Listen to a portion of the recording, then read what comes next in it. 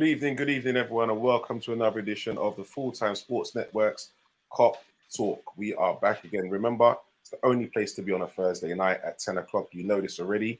So I will say good evening to my guests, my fellow Copites, I should say. So good evening, Dr. Blake. How are we doing, sir? I'm not too bad. How are you, man? Yeah, I'm feeling quite inspired, man. Quite inspired after weekend's results and that. Quite inspired. How are we doing? How are we doing, Stoney? I'm fine. Thank you very much. Just looking forward to this week's show. I had a little bit of technical issues, so if you're not able to see my waves that I purchased from eBay, I have to apologize. Okay. So I bought a little toupee with some wave cap. I don't know whether you can see it because I'm from my phone, but it's all good. From what I can see here, it looks like you bought it from Wish. I think so. Yeah. looks like around for wish.com, bro. I'm telling you, boy. Something like that. Mr. R&B. How are we doing, Mr. R&B? Good evening. I am well. How is everyone on the panel? Yeah, man. Okay. We're feeling a bit optimistic after how things have been going this weekend, I must say. Okay. Definitely feeling optimistic. But if you don't mind me interjecting, Mr. Tabriz, you look a little bit hench here, brother. You've been at the gym. Boy. It's what that jollof he's been eating, bro. Been at the gym. The jollof. I've literally had a little bit of time off work, so I've kind of had to catch up on the kind of health and well-being routine. So yeah. You know what? Like they say the camera always makes you look bigger. You know what I mean? Don't worry, bro. He ain't much bigger than you, Stoney. Don't worry. Archie, do you notice what he said? The health and well-being. And note to all of our listeners, Carnival Sunday and Monday. Does that mean you was doing gym practice at Carnival? I'm thinking. And peak for the weekend, yeah. Yeah. I must say as well to everybody that on the Carnival Monday, I wore one of my Liverpool tops down, and I must say it started lots of conversations with fellow Liverpool fans, man, and Man United fans and Arsenal fans, like all friendly banter and that, but it was, I must say, lots of talk, man, lots of talk. But they even the Arsenal fans and Man United fans, I must say, they were like, they're secretly kind of scared about us because they're expecting us to flop, and they're saying they think we've got a depleted squad and we're still putting out results. They're like, yeah, things could still come good for us. So you never know. So before we get into the Newcastle Liverpool, we will first off mention that there is meant to be high interest of about 40-odd million for Joe Gomez to go to Saudi Arabia. Now, the general consensus is in most of my WhatsApp groups is that the guys will drive him there themselves. What says the panel? I'll be honest. I only have a provisional license, but I will drive Gomez there with my provisional. So we have a player that we've purchased from Charlton. Somebody who's played at centre back for us through different periods and also at right back, and somebody who's obviously won some honours at Liverpool. But unfortunately, and I'm just speaking about my own personal opinion, I think moving forward, Gomez is likely to always be a squad player. I don't see him being able to. I don't even see him being able to be in a conversation of moving Calvin Ramsey out of the right back position, and Calvin Ramsey is still injured. I do not believe that he's in a conversation of dispatching Matip or Ibrahima or even Nat Phillips as centre back. So I think Gomez can move on. That's my personal opinion. So I would drive him with my provisional to Saudi Arabia. Okay. A lot of them would say they don't want you to do it because you might get stopped on the way. They want to make sure he gets there. They don't want him to get stopped, bro. Reese, are you letting him go, or are you saying nah, keep him? We have to keep him. Our squad is already depleted, as you know, as it is. And for 40 million, you are not going to get another centre back in this current market of Joe Gomez's quality. And you know, like I still think he's, you know, he has the ability. He's an England, is you know, he's like still a current England international. He's just been very unfortunate with injuries. 40 million at this late stage in, you know, right now, it's, you know, honestly, it's just not good. Like, we shouldn't be a selling club. And again, let me repeat, 40 million for me is a bargain for a current England international who is under the age of 28. So no, we shouldn't sell. Okay. And Dr. Blake? I'm torn on Gomez, man. I'm super torn on Gomez. Where's the start? I think the positives, he can play in a number of positions, can play right side centre back, left side centre back, could also probably do the role that Konate's doing, having to cover Trent if Trent goes into midfield. Also can be quite solid as a defensive right back. If you think about our game at the Emirates last season, when Trent was getting absolutely roasted, we moved Gomez to the right, he shut down Martinelli. The issue I have with Gomez is, you know, sometimes you think to yourself, some people have just got appalling luck. And the amount of major injuries he's had for such a young player, whilst he was a young player, is quite worrying. And it's not even like he gets muscle injuries, it's torn ligaments, it's broken bones, ankles. And then obviously that last bad knee injury he had when he went down for England during training and there was not a player near to him. And ultimately that patella knee injury is the same injury that R9 did. And if you think about how great he was still great afterwards, but we saw a decline in his actual levels post that injury. So I just think if you take a good player like Joe Gomez and you have that same injury, then I do wonder if the performances that we've seen over the last 18 months are a result of that injury and whether or not he will get back to his previous levels. So for me, I'd be guided by the club. If the data indicates that he can't get back to that level, then I'd sell him. If potentially last season what we saw was maybe him not trusting his body or was more mental, then I'd keep him because I still think if he can physically be at a good level, I still think he is a very good centre-back and a centre-back who we could win the league for and amass 90 plus points. So I'm on the fence. Okay. So I think we have to put into to factor in as well is that, you know, you have to have a certain amount of British talent, British homegrown players in your squad as well. So you can't just be letting them go. Someone said about better than Nat Phillips. I can't remember which one of you was who brought up Nat Phillips. Was it you, Tabrice? I never put. Oh, was it? Oh, sorry, it's Stoney brought up Nat Phillips. But Nat Phillips is another one that we all mentioned. He's meant to be on his way to Celtic on loan as well, so he won't be with us. So, our squad will be really paper thin if we let him go at this point in the season, to be fair as well. If it was at the beginning of the summer, then I might be a bit more to say, do you know what? All right, cool, because at least we've got time to get in a decent replacement. But now we'd be in trouble. And anybody we wanted, they hike up the price because they know you've got hours left, basically. So if you really want him, you're gonna have to pay the money. So now I would hold on to him. And I do believe he is a talent. And I think it's one of them things again, which I keep talking about with players. They need a run of games, man. You can't just be bringing these guys in. He gets 20 minutes here, then you expect him to perform another 4 games down the line when he gets another 15 minutes. Or, you know what, then we're going to play like Newport in the cup so he can start that game.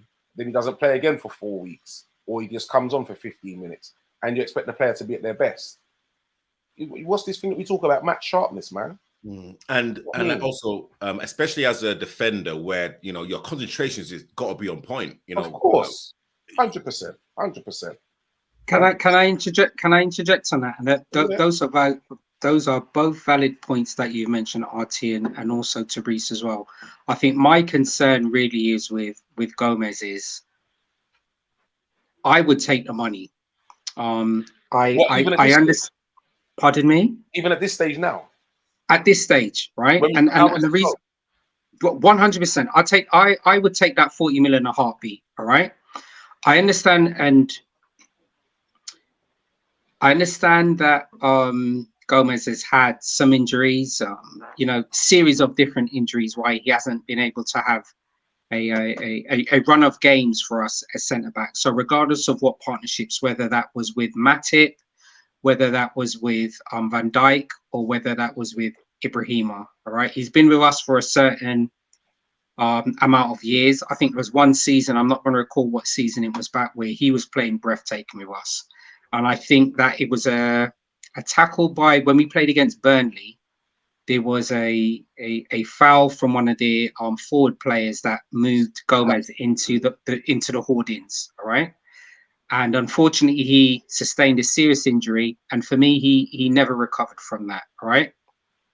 I think that Gomez moving forward will always be a squad player for us. I'm not too sure what his fitness level is at this current moment in time, all right? But even if you think when we had the sending off from the last game when we played against Newcastle and Van Dijk had to, obviously take his red card and move along, Gomez went in a conversation, We brought on one of our academy players, Jarrell, that actually came on, all right?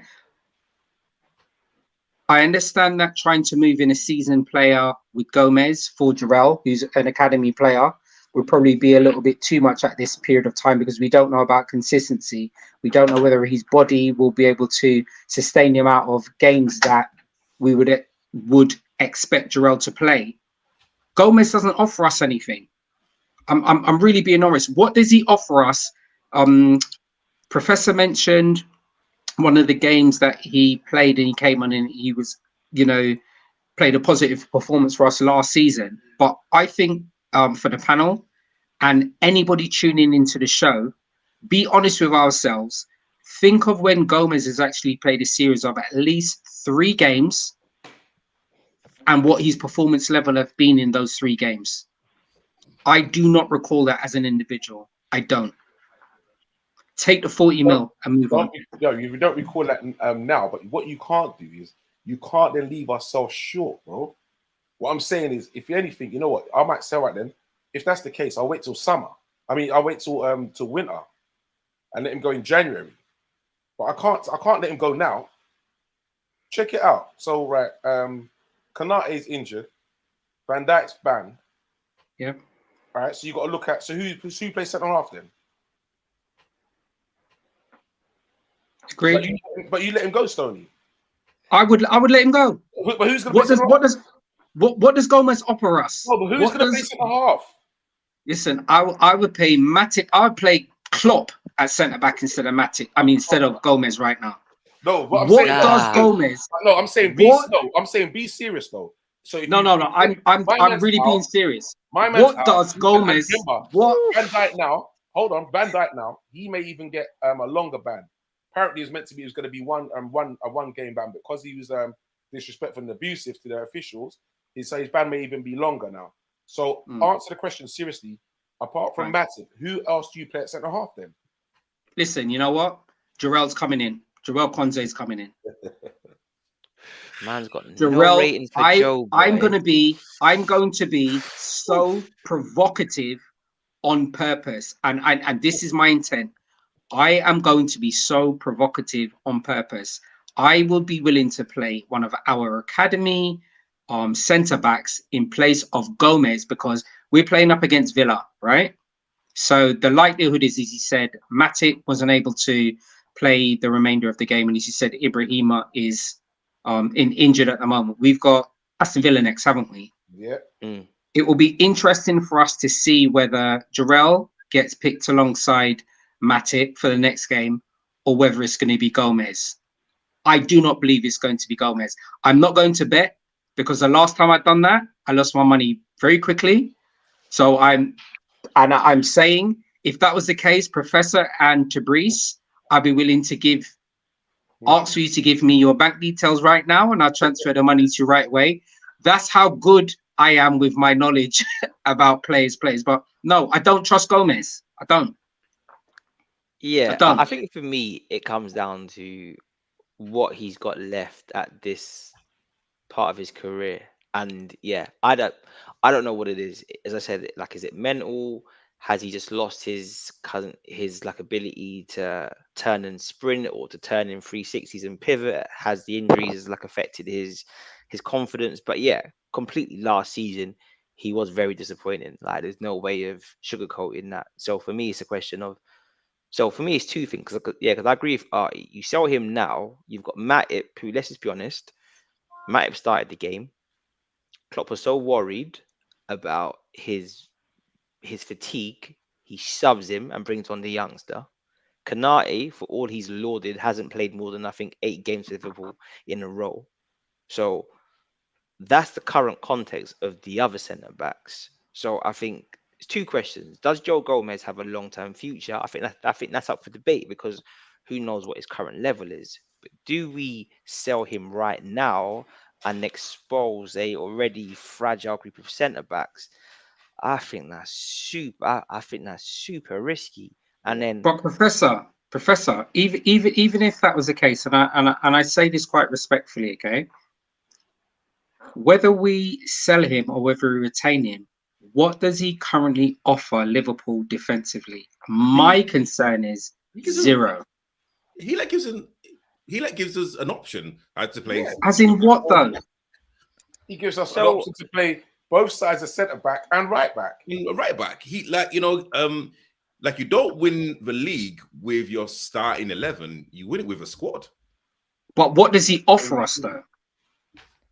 So okay, I take the point about the consistency of performances. Completely agree. But I just think, okay, like, obviously, like, we will get into the game at some point, but ultimately he comes on at a very difficult part. 30 minutes gone, Van Dijk's gone, Trent's lost his head, we're a goal down, and I thought he was absolutely class when he came on Sunday. Everybody great did. composure on the ball. Everybody did. Yeah, he comes on after 30 minutes. Everybody, I think he was class. Everybody apart from you, bro. Everybody's talking about it. Can I just say something? Who is speaking about at the moment? Gomez against Newcastle. Come on, man. We are going to get into that. Just hold that. I think it was class. He showed great composure on the ball. We're going to get into that. Just hold on to that. Just hold on to that point. Right? One moment. Okay. So, Nat Phillips now, he's another one, another centre half. He's meant to be going on loan to Celtic. I was with a good friend of mine the other day, and he mentioned to me that because of the injuries that we got, he said, you know what? There's someone who's never let us down, you know, and I think that we should actually give him a chance. And I was thinking, who? And he said, Nat Phillips.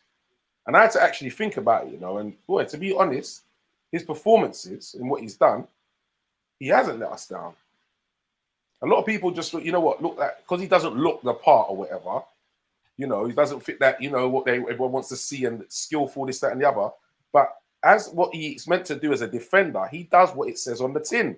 You know, like, he's a throwback to 1980s. So yeah. It's just head and kick. Head, kick. He put his head where people are putting their feet. And, yeah. And again, a championship winning team relies on a squad, and in different games you are going to come across different types of opponents. And yeah, Phillips hasn't really let Liverpool down. It's just a fact, as you said before, cosmetically he doesn't fit like the the kind of bill now. But again, I don't know why we're going to loan him out, because again we are still short on numbers. Listen, we are not the dog and duck from South London. We are Liverpool Football Club worldwide. When was the last time Nat Phillips played for us? He is a cone. He offers us nothing. Come on, gentlemen. No, okay. All right. So when was the last time Nat Phillips played for us? Honestly, none of us can recall that. What does he offer us? But I hear what? It's not, you know what? He's not played for us because he put in bad performances, though. Mm-hmm. You can't say that. No, I'm not questioning that, Artie. I'm saying, regardless of whether he's put in regardless of the performances he's put in, when was, and I just ask this for our anybody who's tuned into the show as well, when was the last time Nat Phillips played for us? So regardless of whether it's been a positive performance or whether it's been an indifferent performance, when was the last time Nat Phillips played for us? And bearing in mind, we've played in the league, we've played in Europe, we played in the FA Cup and the EFL Cup. When was the last time Nat Phillips played for us? That's a mic drop. I'll be honest, I'm not a Nat Phillips fan. I applaud his commitment in a season that we finished third. He's very, very dominant in the air, but I just think you almost have to look at the clubs that he's been linked with and where he ends up potentially moving to, if that's on loan or permanent transfers. Now, that doesn't mean that because the football world that doesn't rate you that like you're not a good player. I just think I actually feel a bit bad for Phillips because I think we're almost holding up his career. We keep him as this backup player because our other centre backs have got injuries and we don't play him. So I think almost for him to have a career, I'd let him go and play games. I saw some stats that said something like he started about 40 or 50 games in his entire career and he's like 27, something like that. So for me, someone like Nat Phillips, I would just be like, look, we might need you at some point in time, but actually let one of these youngsters have that fifth centre back role, and actually let's sign the first team player who can actually compete with what we've got. And someone like Phillips, I would let him go on loan personally, or just let him go and have a career, because I just think all we're doing is just keeping him for like for a rainy day, and when the rainy day does come, like it ain't raining enough for him. So Frankie, he cost. I think we bought him for £1. I think we bought him for £1. So we have to be honest. He offers us nothing. I think sometimes I'm sorry I've come back on the show, gentlemen, but we have to be realistic sometime, right? We are not playing in the Championship. We are not playing in non-league. We are Liverpool Football Club. And if we as a panel, or if anybody tuning into the show, think that Nat Phillips is on the level of playing for Liverpool, we are delusional. And I believe that maybe we are taking side shots of Ray Nephew. He's not at the level for playing for Liverpool. No, but it's the truth, though. No. It's the truth. All right, okay, so I agree with that still. I can't even lie. Okay, so literally, I know this might, and again, I'm kind of digressing just a little bit. I think Nat Phillips and Rudiger are very similar because Rudiger is a head and kick type of guy. Like, let's be real. Rudiger is a head kick type of guy. The only reason why he thrived at Chelsea, because Chelsea were playing free at the back. Rudiger can't play as a flat back four. Let's be real. If we were going to play free at the back or free centre backs, Nat Phillips would be amazing. Let's be real, because Rudiger in a flat back four couldn't get into the Liverpool team. Tabriz, can I interject? No, could Nat Phillips then go to Real Madrid?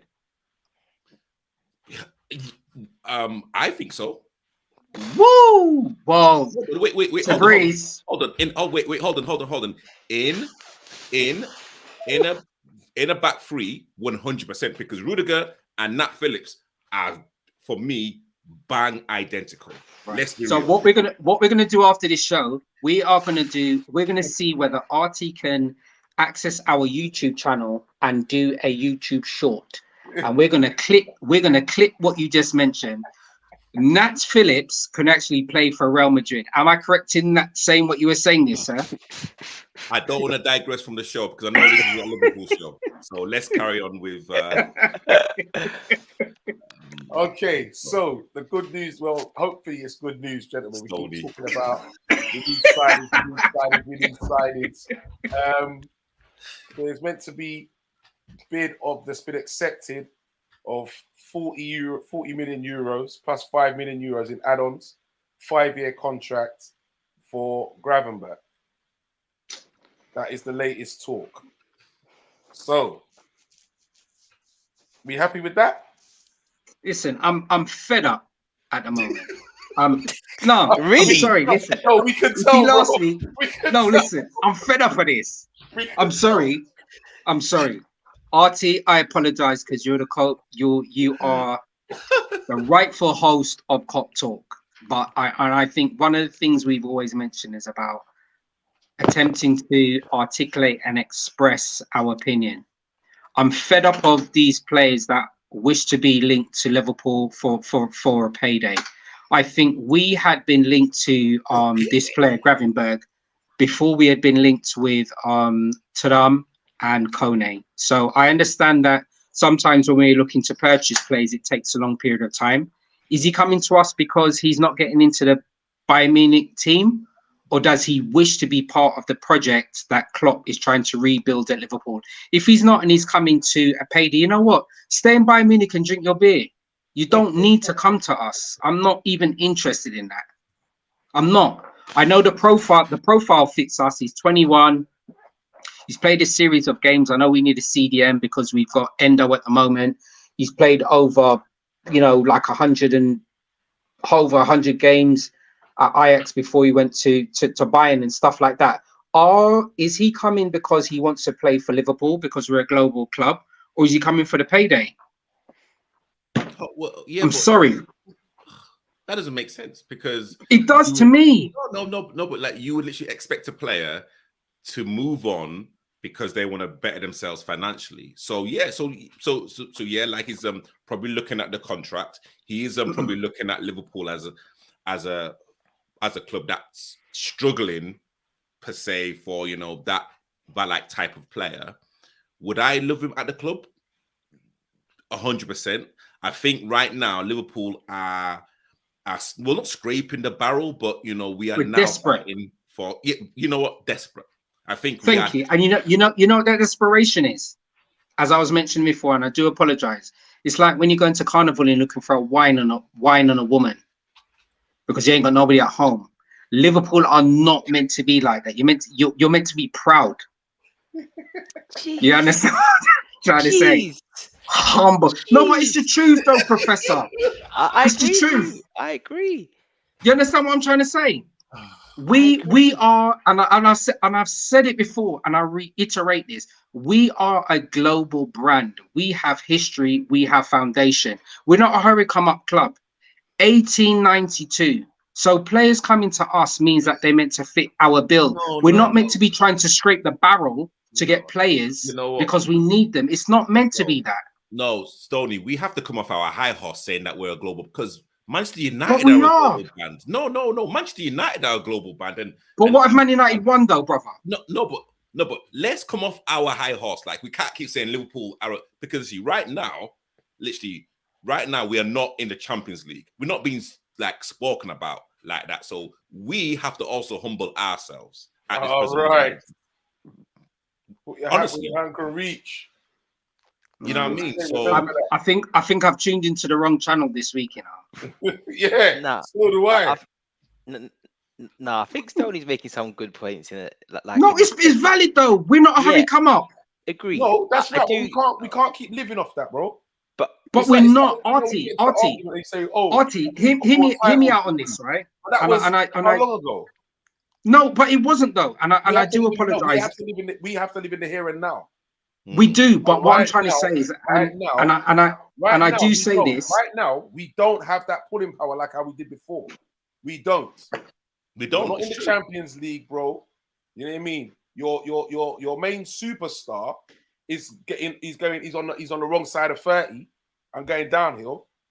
So why am I coming to the club for? Why not though? It's history. Why not? History. Why not? Right now, I'm at Bayern. I'm not getting into the team at Bayern. I didn't say I want to go to Liverpool. They've come and sort me out. Right, you know what? They need a CDM. I'm going to get regular game time. It is a club that's got a good history. And you know what? Maybe they can get back to whatever ways. Why should I not go? He ain't offering Why should I not go? And you know what? Maybe another thing as well. Maybe if I go and then it turns around that they do turn around, they'll be talking about me as being part of that turned them around. He's 21. We get him on a 5-year contract. That's perfect. What, for 40 million euros? Peanuts in today's market. The same price as Gomez. Peanuts in today's market. Peanuts. Strong opinions today. Strong Very opinions. good. Yeah, strong opinions. Needed. Yeah. It's good. You know what happened, Professor? Earlier today, before, and I'll mention it to everybody who's tuned into the show. Earlier today, we met up. We were drinking sparkling water with mint and cucumber, and what we said we'd do, we would express our thoughts onto the show. So I think it's brilliant. No. I'm liking it. Still, look. I think for me, look, I've been making consistent arguments about the way our transfer business has been conducted and what's happening behind the scenes. Schmack has spoken this week, basically saying that essentially he's Klopp's glorified lapdog, and he basically just does what Klopp wants him to do. So I think there's a whole issue regarding the operation at the club, recruitment, retention, who's in charge. I think, but we've gone over this. In regarding to Gravenberch specifically, he wouldn't have been my choice simply because I think I would have wanted a specialist CDM who excels on winning the ball, whereas I see Gravenberch very much as a hugely talented player, somebody who can play both number 8 and number 6, but somebody who's got more of a languid playing style, who doesn't necessarily excel in winning the ball. If you look at most of his best attributes, it's about carrying the ball, it's about his take-ons, it's about his progressive passes. But I'm assuming between Klopp and Pep Linders, they've probably got some plan to maybe work on his defensive game, and maybe it is to kind of almost give him what might be like the Hendo role in the squad, or even like the Ginny role, somebody who can play both 6 and 8, and does a bit of both. His ceiling's he's a very talented player. Yeah. So we know that he's got a very high ceiling. So in terms of where we are in the transfer market, in terms of time running out, I do think it's one of these signings who, and this is me kind of sitting on the wall, it's either going to be poor, it's either going to be all right, or it could be brilliant. And I just think the talent is huge, and it kind of speaks to about what kind of players the club want to have in terms of their technical and tactical abilities. And it does feel like we want to play this more possession-based game. So players like Gravenberch who can take the ball on the half turn, who are quite press resistant, maybe that is what they're trying to do. So I'm open-minded to it personally. Chet Decore would have been more to my liking because he's just stronger defensively. But I see how maybe Gravenberch's all-round game and potential might be more suited to how Klopp and Linders want to play. So I say welcome to the club, man. Okay. You know what? All right. So before we go on, people, we will say good evening to Charlie Burgess. He says big up to Brees. Big shouts goes out to our very own Billy Smith. No, Billy never leaves us alone. And big shouts goes out to Simon Rhodes as well. He's saying that sell Gomez for 40 million and buy Maguire for 30 million. Please buy Maguire. I'll tell you. So T, you feeling right? You've been on time tonight. Amazing to see you. Billy also says take the money and run. Although Gomez offers you something in right back that Trent doesn't, and allows Klopp to play Trent in midfield. Okay. So, all I'm saying is that you guys put me down when I was talking about James Ward-Prowse. Look what he's doing for West Ham. Imagine him in the Liverpool. Bloody hell! That's but do you know what to bring? I wondered how long it took for him to bring that up. You know, listen, I'm glad you're saying that, Tabrice. But you know what the main thing is with James Ward-Prowse, he's playing more as the number 8 as opposed to the number 6 for West Ham. So I will say this, and this is credit to you, and I think that is the beauty of this panel in terms of knowledge and in terms of being able to articulate the reasons for people actually coming to Liverpool. And you've always been a bastion of strength. I do believe that you have shares and part of the management in James Ward-Prowse, but he's playing a marginal differential position at West Ham than he was at Southampton. Has he had an impact at West Ham? Yes. Have you been correct? The answer is yes. Would he have been able to make the same impact at Liverpool? We'll never ever know. Yeah. We'll never ever know. But you were correct, Fabrice. Yeah. Okay. So, big shouts goes out across the pond. Also, Vinny, nice one. Vinny says, "Gonna have a good show, gents." Big shouts goes out to Bingy as well. Nice one to have Bingy online as well. Billy's got a lot to say today, boy. I tell you. But Billy, listen, I'm not ignoring you, but we will get into that once we start getting into the game. All right.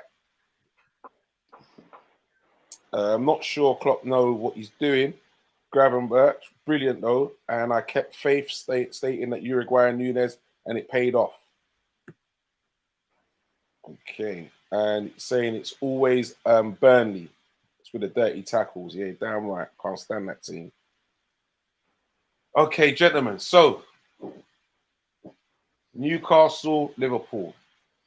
Team scores, gentlemen. Out of 10. I'm very interested to hear Doctor's scores this week. But I don't think I've heard Doctor give above a 3.5. You know what I mean? Even though we're winning with 10 men. I'm very interested to hear scores out of 10. I don't think my score is. I'm going to say a 9. What? However, okay, it could equally be a 4 as well. If I'm being real, I'm gonna. And I'm thinking, like, so for me, what I'm really appreciating is the mentality monsters kind of mindset that I'm seeing again this season. Like, never say die approach, the fact that we are overcoming adversity, and the fact that we've got this spirit that is basically saying we will not, like, we're not going to lie down. Whereas last season that had kind of gone. So from that perspective, for us to win the game in the conditions that we did, I think hence why I'd give it a 9. But I'm still seeing too many technical errors that are causing us issues. And this is why a part of me is still could be leaning towards a lower side, but purely for how we won the game. The adversity we had to overcome, the grit, Gomez's starring performance at centre-back when he came on. Yeah, I'd give it a 9. I just think that is probably one of the hardest games to win. So for me, yeah, like the mentality, and then obviously then the quality showed was top draw, man. Okay, Fabrice. Oh, so this is very hard. Well, it's not hard for me to actually rate, but I will be absolutely honest with you guys. I was out when the game was happening, so literally my emotion, it can't compete with people that watched it live.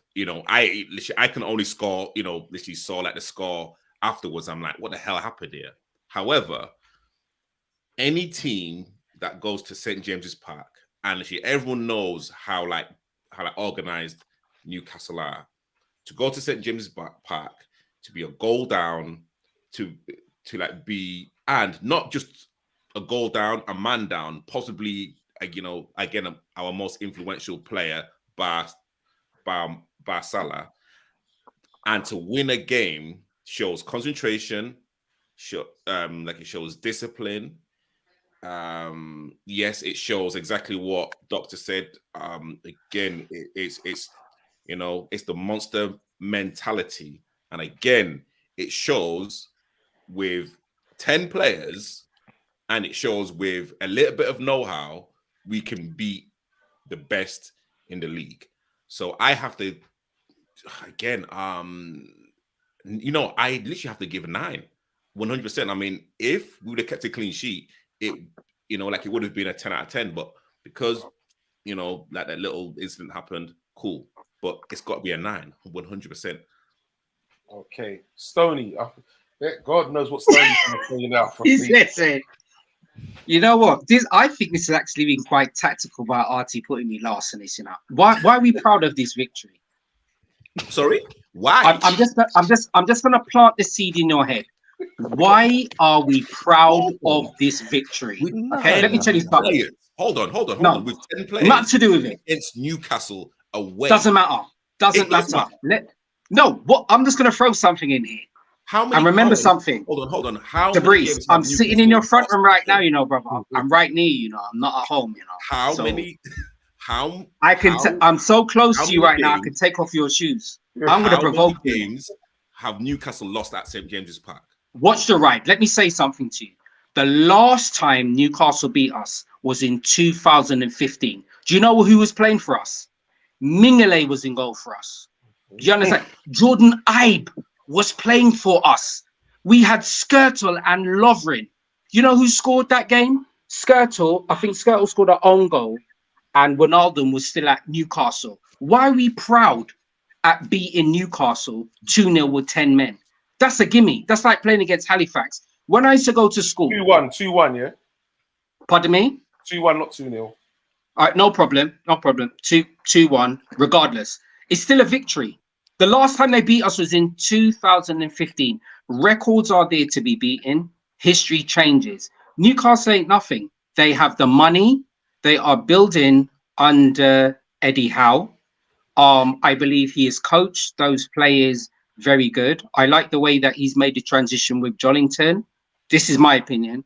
I like the way defensively that he's got a structure with Burns and Botman and XYZ. But why are we proud, or why do we feel galvanized that we went down to 10 men and we only beat Newcastle 2-1? Who are they? Because last season we would have lost that game.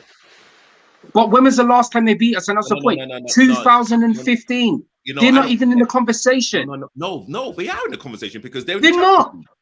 Tabrice, if we were at a restaurant in Newcastle, man don't even eat prawn cocktails no more. Like as a starter, they're not in the conversation. You know what? Like, I don't care what happened even yesterday. I am living in the present, and literally right now, Newcastle have literally have a kind of project where potentially they could win the Premier League before Liverpool do.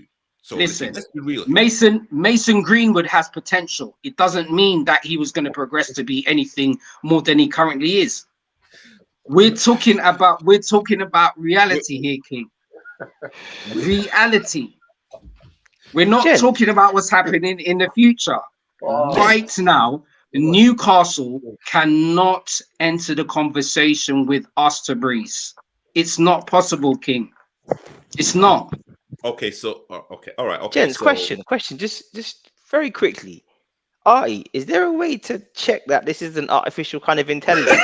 Because the man is talking wicked this week, boy. The man's talking wicked. I'm all heading gunshots on a Thursday night. The man forgot. But it's the truth. It's the truth. All right, listen. Do you know what? I had a feeling that Tony might say that, and it's true. I had looked at it as well. That, you know what? They haven't beaten us for a while. They've lost 5 games or something, blah, blah, and 3 of them have been to Liverpool. Thank you. Park, all right? They didn't. The 2 games Newcastle lost last season was both against us. They are not the same team as before, and we are not the same team as before. Those are the differences. We are not the same team as before, and they are not the same team as before. They've come on in leaps and bounds now, and they're doing very well. Right? Also, what I was gonna move on to next was, you also have to remember that in that game, Alisson made a tremendous save, and Almiron hit the post. Remember, we rode our luck a bit as well. We rode our luck. We did ride our luck a bit. Big time. We have to remember that. We did ride our luck.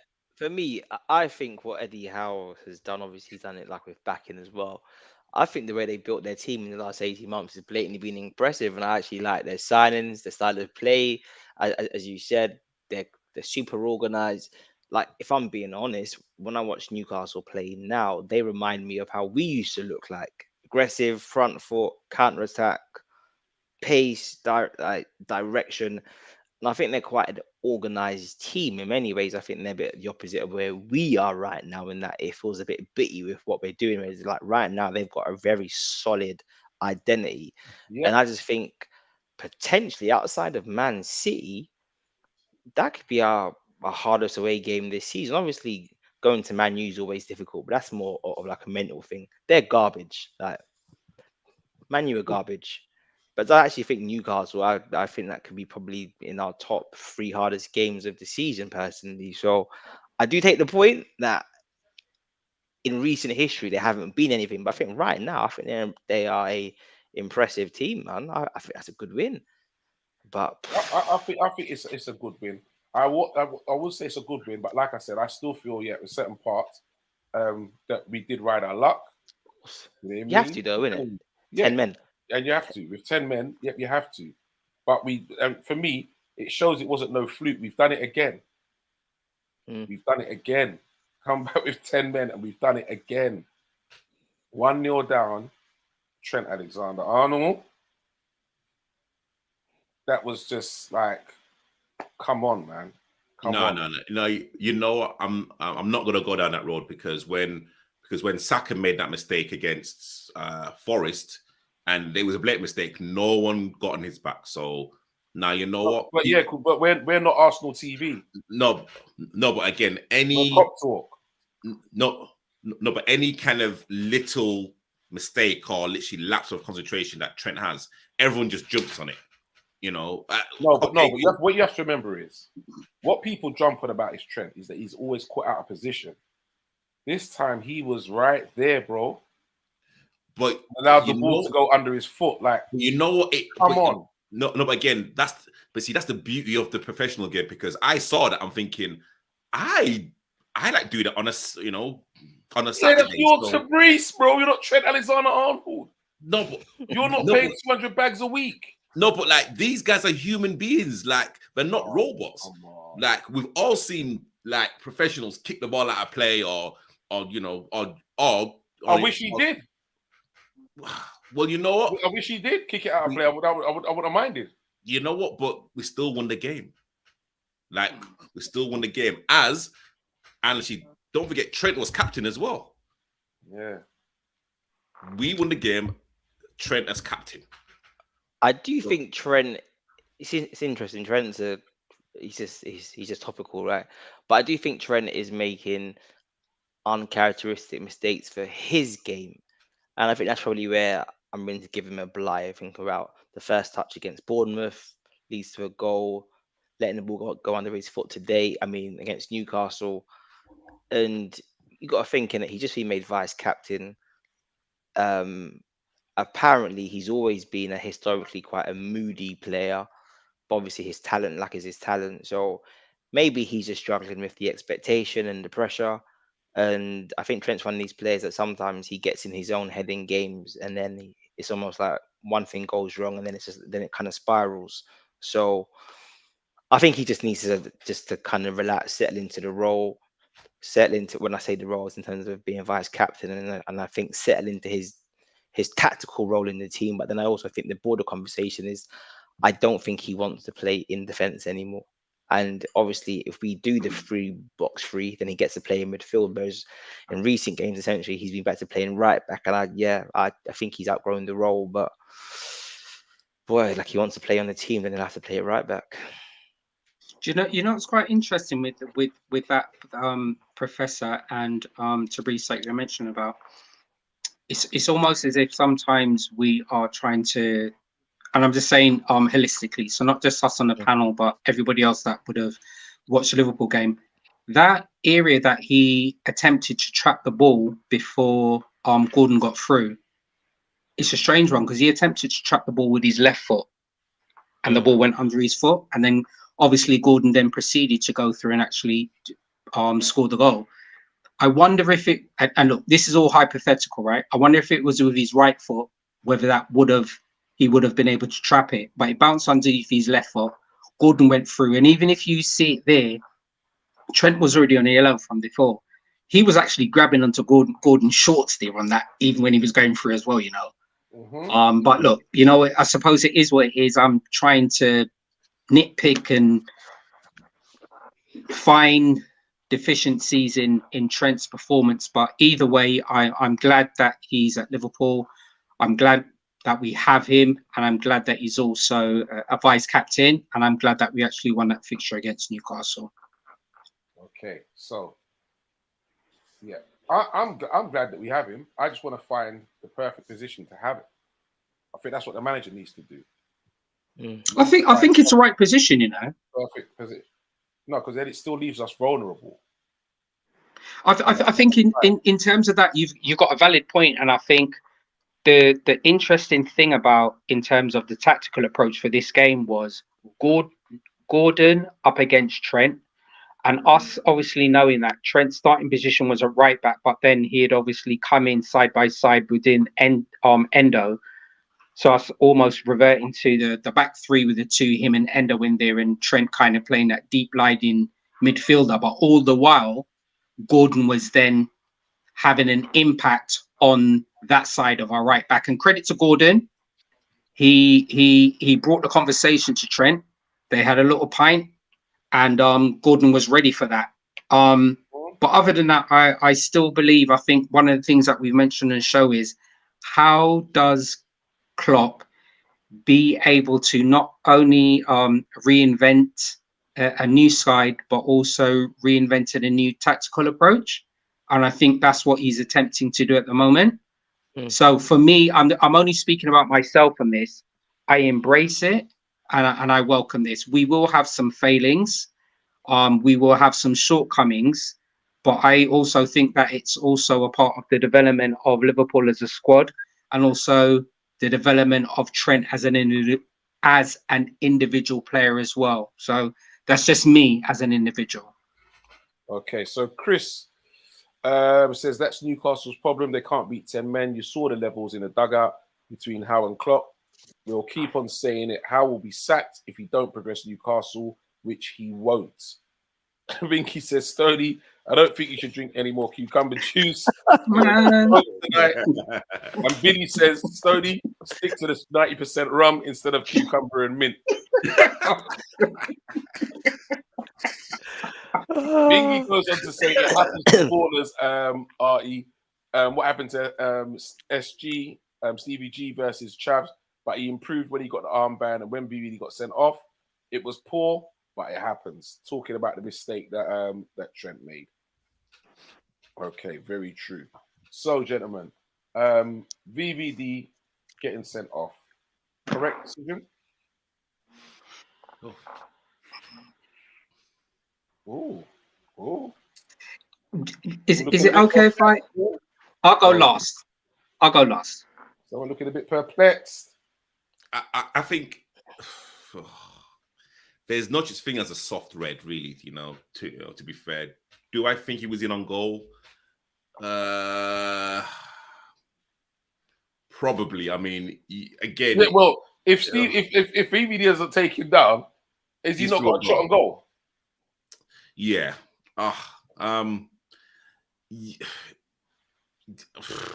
You've seen him given. I'm going to say yes. Yes, correct, it was a red card. Okay. Correct. I thought it was super harsh. Don't get me wrong. I know the letter of the law probably does indicate that potentially it's a red card, but I just think to get a red card here, when you've won the ball, you haven't lunged, you haven't slid off your feet, you've made what is actually a pretty good standing tackle. It's just that as your legs have come in across, you've caught my man's leg. Because I'm pretty sure. Now, I could be wrong here. But he's taken my man out before he's got the ball. Yeah, exactly. And that's the issue. But I guess you could argue that. You could argue that case if you went through ball first and then the man. Which them things have happened before, and people got booked and they said after the afters a follow through. But he's actually taken the man first and then the ball. And I think you've got no argument. But I also feel as well, though, the player doesn't have the ball under control either. He's almost like shepherding the ball. And my recollection, isn't it? So Virgil takes it like if it's right foot, yeah. Isn't it his left foot that takes the player, or is it his right foot that also takes the player? Because you have to watch it a few times. It seems crazy complicated actually what's happening. It's not a case of as he's coming across, his right foot sweeps through the player and then or maybe it was, but I guess it looked if that was against us, I wouldn't be screaming red card at all.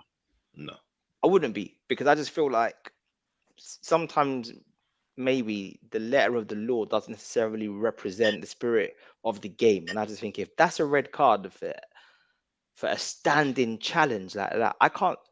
So the way I would think about it, like would be this: I can't think I've seen many red cards like that since I've been watching football, where a man has stayed on his feet, won the ball, but in winning the ball, he's also swept the play in terms of his actual body mechanics. If you see what I'm saying, I just thought it was super harsh, but I get it. Well, that's what I'm saying. Like, you know when like people say, "Oh, it was a soft penalty," it was a penalty because it was a foul. Like, you know, we've kind of got to get rid of this, like, the kind of adjective. You know, it's a foul or not a foul. It's a red card or a yellow card. It's a red card. Like, yes, like, you know, I could clothesline someone, and that's a red card. Like, I've not really fouled them, you know what I'm saying? Like, you know, I've not lunged in or whatever, but, you know, because how, like, Virgil plays, like, you know what I'm saying? Like, he doesn't go in with any kind of recklessness, you know, everything that he tries to do, it's always timed. And it was just a slightly mistimed tackle, but I think Isaac wasn't through on goal, and it was the right decision. Okay, Stoney. Can I be provocative or can I be rational? Well, oh no, Stoney, man. Fabrice just wiped his brow, so I'm going to be okay. No. Like, okay. Let's talk. All right. So I think it's quite interesting. I think football's gone soft in its sense, and the reason why I say that, Van Dijk's obviously won the ball, and I'm not questioning that you. Yeah, no. I'm not. Okay, so he hasn't won the ball. Okay, so it's interesting. When I watched the game in real time, like everybody else, I was trying to watch it objectively, and then I had an opportunity to watch it in real time. Not none of this slow motion business. I watched a couple of times afterwards, and maybe I'm still in the clouds. All right, so you can foul somebody from standing up. So, you know, rightly so. Van Dijk didn't go to ground. Rightly so. Isaac was in a position where possibly afterwards, if he was to go 3, he could have gone a strike on goal, regardless, right? I just think football's gone soft. I think if I was officiating the game with my rational head on, Van Dijk was still up. He won the ball. Listen, years ago, you can win the ball and clean the player out. And that's exactly what Van Dijk done. I am not questioning Isaac, and I'm not questioning the player out. Yeah, and I'm not questioning. He won the ball first. He won the ball first. And that's what I'm trying to say to you, Artie. And then got the ball. Maybe I need to go to Specsavers because he won the ball and he followed through on Isaac. So for me, as my red tinted glasses, I didn't believe it was a red card. There's plenty, bro. He went through the player first and then got the ball. Whereas I saw it the other way. And that's the problem that that's the problem that I have. And that's what I'm trying. I have to be honest with myself. I just didn't think it was a red card. As a Liverpool fan, because even I thought, you know, at first it was soft. But when they showed it back, they clearly showed you where he's taken his right leg first and then gone through and got the ball. And then I just had to hold my hands up and be like, damn. Just to put it into perspective, and I think everyone's been correct so far. I think it's one of these things. Joe Linton does, I think he's in around the 68th minute, 67th minute, something like that, on the touchline, does the exact same thing to Trent, what Van Dijk does to Isaac, in a sense of Trent positioned himself in between the ball, and Joe Linton has basically got to the ball and took Trent as well. Watch it back. I'll find the minute. I'll timestamp it like I put it in the group. The referee doesn't even blur a foul for it. It's the exact same thing. Exact same thing. And I also thought, back to the point that Fabrice was making, there is that double jeopardy rule. Obviously, that does apply to you being in the box. But there's something around the intent of what the player is trying to do in a sense of that should then correlate to then the sanction. And I just think watching that incident, I think that is super hard to get a red card for that personally. I think it's super, super harsh. But would you agree it was a foul?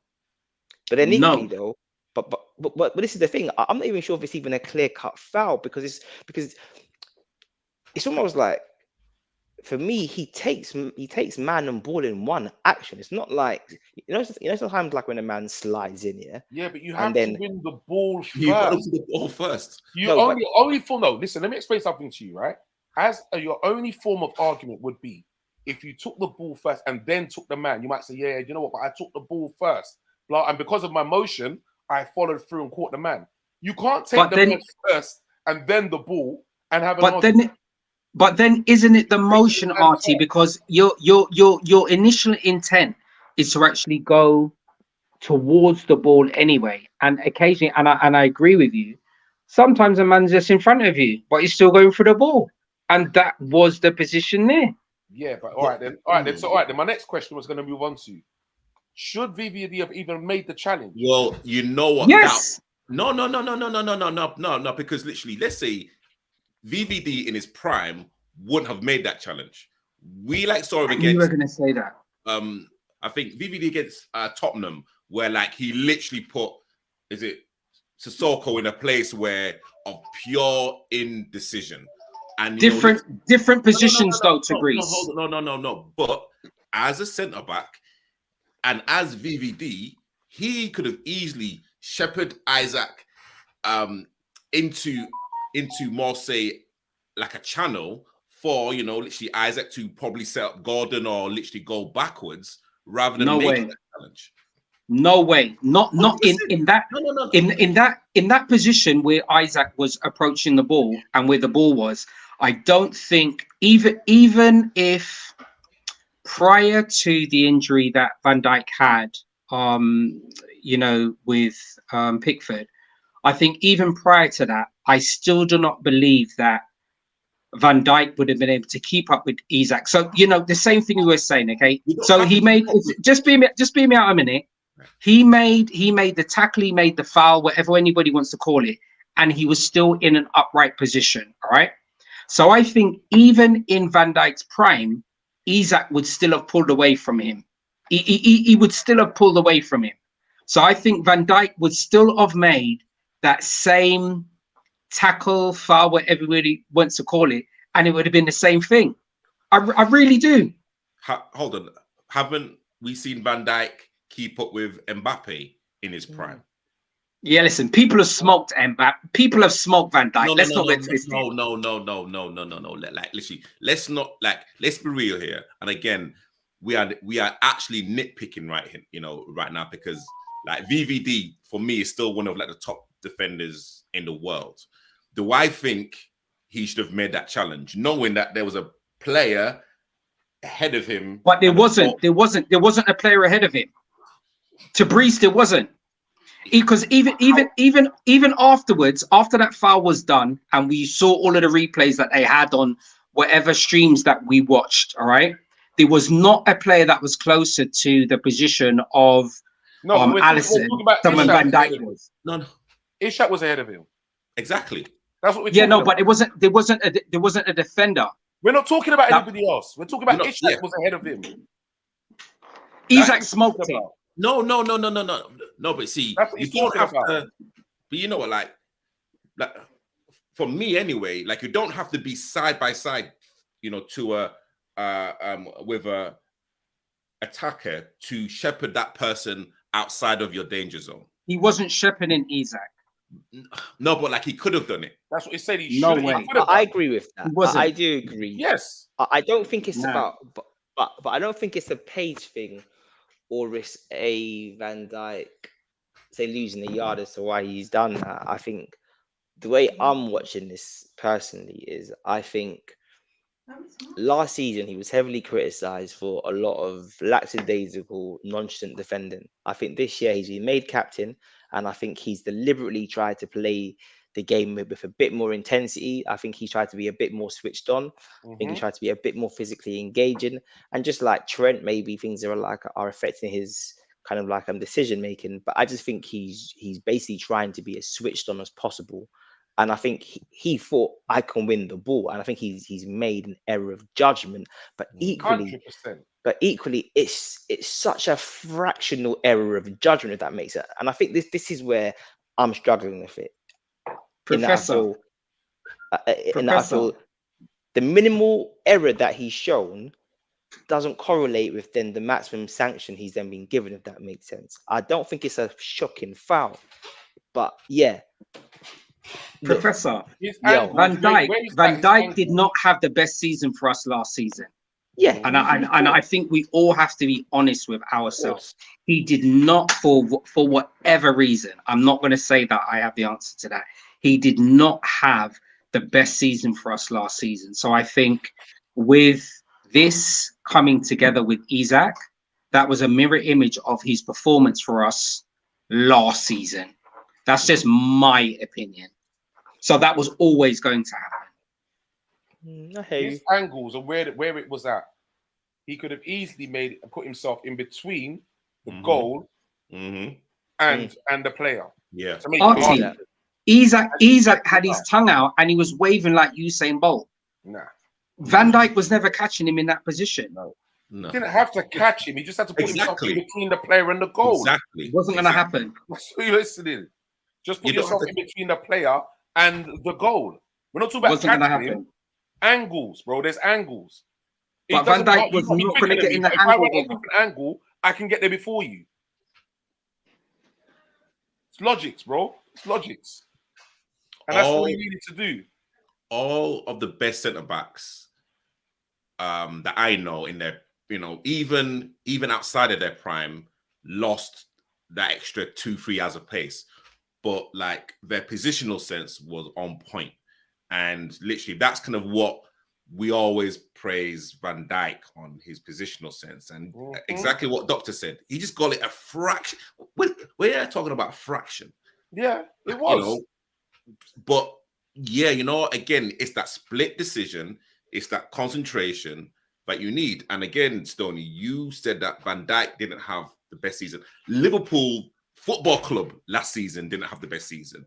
And then going back to what Doctor and myself said regarding that the scores, giving our team a 9 out of 10, like we have to praise our team when we, literally, especially after last season's performance. Or yeah, you know what I mean? So like everything kind of correlates with like everything that we're talking about. Now we have to deal with Van Dijk being, being out for like a few games, and now going back to the Gomez, conversation. Who knows if kind of Gomez can actually fill Van Dijk's boots? But we have to try. We'll have to find out. Okay, so we're gonna move on from that now. All right, but before we will quickly just say, Billy says, Stoney, how the hell we debating this when we should be questioning VVD's poor decision making and timing rather than should it have been a red card? Exactly what we just said. So the next question and also what Tabrisi said is the thin lines. Should Trent have been sent off? No. Why not? Because I said so. It's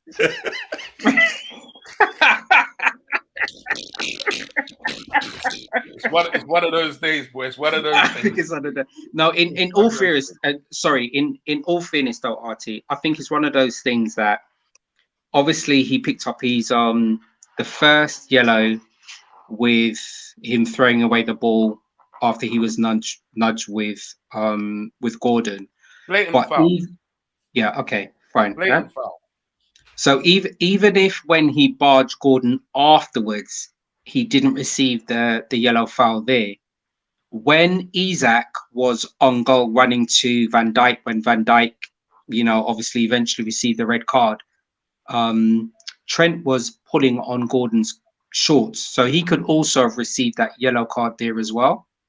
So I'm saying, your initial question was, should Trent have received an additional yellow card? And I have to be honest with myself. The answer is yes. Okay. Doctor. For me, it's a no. And I say that within the context of how the ref was refereeing the game. And I'll go back to Joe Linton again, who I saw doing multiple, what could have been kind of yellow card challenges, and he wasn't being booked. And if you think about, we're focusing on the scent and the red card issue. But if you just look at how the game was being ref, there was a lot of physical challenges that were not being penalised for, or yellow cards weren't being given for them. So like in the context of the game, in terms of what I saw Newcastle kind of get away with, I don't think what Trent did in terms of, remember, he doesn't hold him back, he just puts his arm out. I don't think that was. He did go down easy on that. Yeah, he didn't I don't really think that's hit him that yellow hard. card. He got him on the shoulder. Didn't really hit him that hard. He did go down easy. But for me, the thing was, he should never receive the first yellow in the first place. There you go. That's my thing. I'm not disputing that he made the foul after, but he should never have received the first one, because the referee should have blown for a blatant foul. I was watching some what do you call it, the championship the other day, and a man they gave a penalty for the same thing that Gordon did to him. A man did the same nudge, and he gave a penalty. So even outside the box, and you're telling me you don't even give a free kick? And that action wasn't worthy of a yellow card in terms of the scent. If that's the scent that they're trying to clamp down on, then Howard Webb's a jackass, because Trent, he hasn't dashed the ball. He's thrown it like that back towards the pitch. So he's not time wasting. It's not dissent in the sense of I'm throwing it away. And again, Gordon kicks the ball away about 5 minutes before Trent does that and doesn't receive any kind of punishment. So I think for me, it's about consistency. You've got the consistency of these new rules. Then you've got the consistency of how these rules are being applied by the referees. And clearly, the fact that something like bookings and sending offs have gone up by 800% this season so far shows you that something's gone wrong. And this whole idea of like it's more money. Yeah, this whole idea that Trent was lucky, Liverpool were lucky, it's waffle. It's never like, if those two things are going to constitute you being sent off him in football, then something's gone wrong. So Newcastle fans, just hold your licks. Man U fans are watching it who want to be hating Liverpool, hold your licks in it. So nah, never a red card for me. Not a red card. We could move on. Okay. Billy says, I think that Trent had 2 yellow-worthy fouls. 2 yellows make a red simple. Bingy says the first yellow was a joke, and the ref realised that. And in my opinion, he didn't throw the ball in frustration. He was just throwing the ball back to get the game started. Gordon should have been booked for it. Vinny, as the Gravenberch deal been done, he's on his way to Liverpool for a medical. That much I can say. Yep, he agrees with Doctor. He's actually no, for real. He's on his way. I've just seen the yellow bar, and he's on his way. The deal has been agreed. He's on his way for his medical. So after his medical, he will be a Liverpool player. And I think it's one of those things as well. Is we all speculate these things. He's actually part of. I know Raiola passed away, but he's still underneath the Raiola management team, isn't he? And I know usually underneath Raiola's teams, if deals are going to be done, then this is as good as. So well, listen. In all other sides, we'll embrace it. He fits the profile. 20? Is he 20? Is he 21? I think he's 21. 21. He fits the profile that we want. Yeah, it fits the profile we want. But just going back earlier, Professor mentioned something about the way in which Ryan actually played for Bayern Munich. For Bayern Munich, yes, he did play the 6 and the 8, but primarily when he played for Ajax, it actually was in a number 6 role as well. And I think he played probably more games for Ajax than he did for Bayern. So look, in all seriousness, I know I had a little laugh about it earlier. We'll embrace it, and we just wish him all of the best when he does actually sign for us. So Billy says, you don't have a border on your hands. I can't lie. Gravenberch is a beast and would be a great fit for your midfield and could easily start over McAllister. But this is the point that Doctor was making earlier, that we know that, but what we really would be wanting is a CDM. So that's the point he was making. Yeah, so no point in starting over McAllister, although it's good, it's quality. But what we want the backup for is that CDM position. Isn't that what we got Endo though? Yeah, but that's just one player, bro. What happens if he gets injured? Then we're knackered. That's why we need a squad. So upcoming next, we have Aston Villa. So, gentlemen, what would your sides be? Because you have to think about injuries and suspensions now. What is your side to start against Aston Villa? And you also now have to throw in Darwin into the mix. He's coming and scored 2. Do you start him or do you bring him back in from the bench again? What's your sides going to be for the Villa game, gentlemen? And let's get this in quickly. Quick and fast.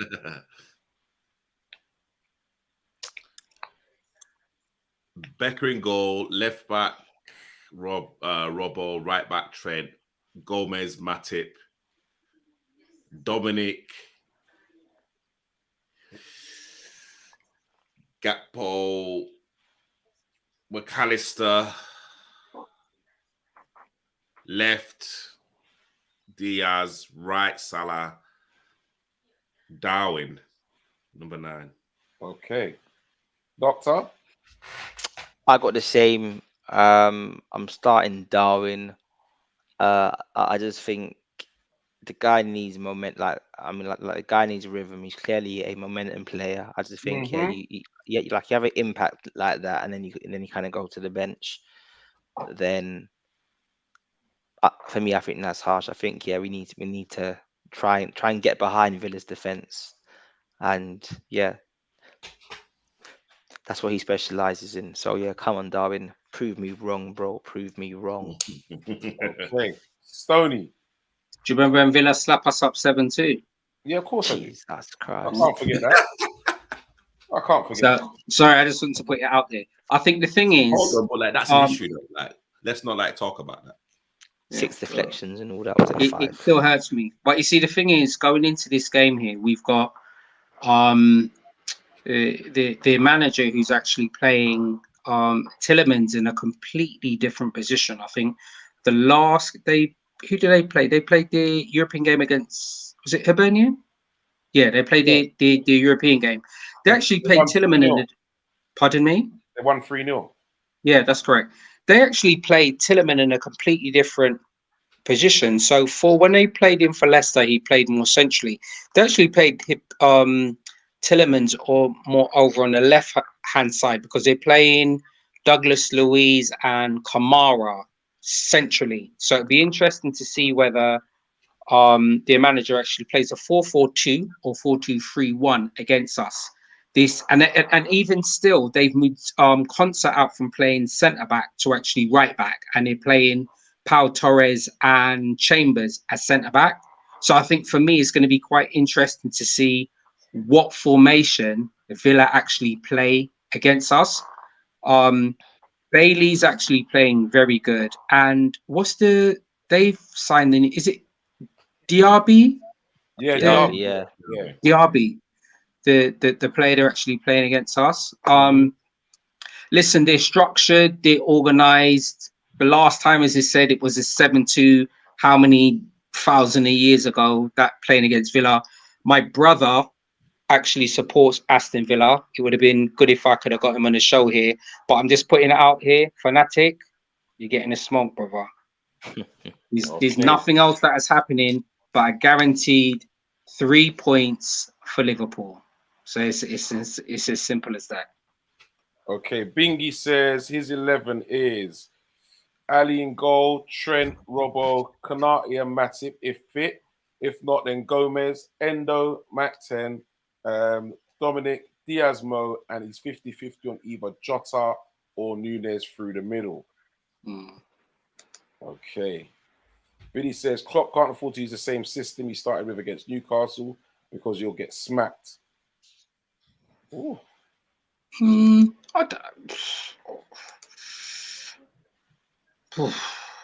Billy's also saying that his midfield 3 would be Endo, Gravenberch, and Szoboszlai.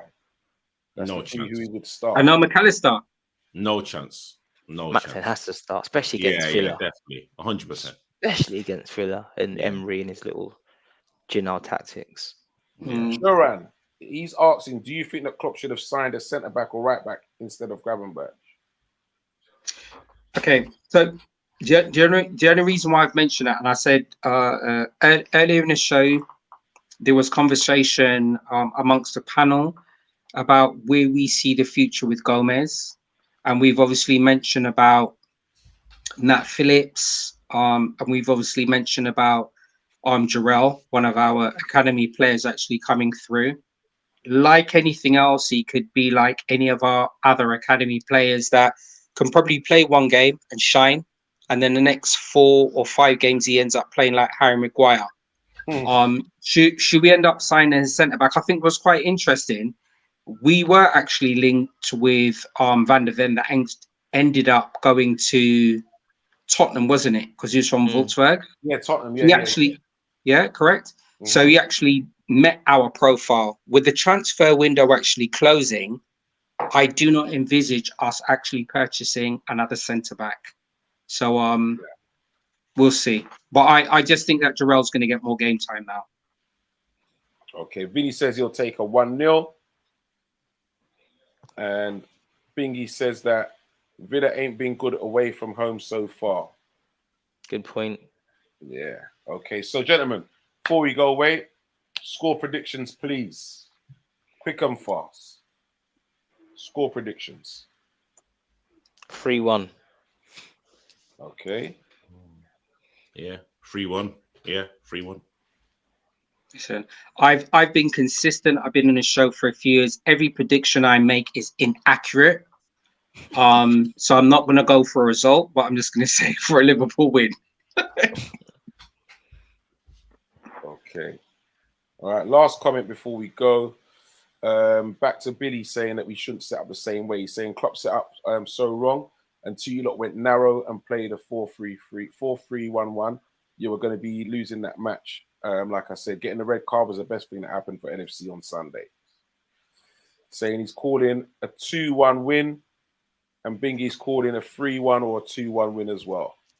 Okay, I'm gonna go with a 2-1 win. Yeah, for a 2-1, 3-1 seems good. But you know what? Just want the 3 points. That's the main thing. Don't care. Get the 3 points, gentlemen. Once again, it's been a blast. Remember, peoples, hit that like, that share, subscribe, and tell a friend to tell a friend to tell a friend. Every Thursday, the place to be is right here. It's all about Kop Talk, okay? Lovely to have you on board, Doctor. It's been a great show, lads. Thank you very much, Mr. R&B, brother. Good evening, great to have you on. Great to have you on from the beginning. I know you know what, like listen, I'm like hopefully now performing like Gomez is gonna be like performing week in, week out. Stody, you hear that? Stody, I like it. By any means necessary, he's been on. I like that.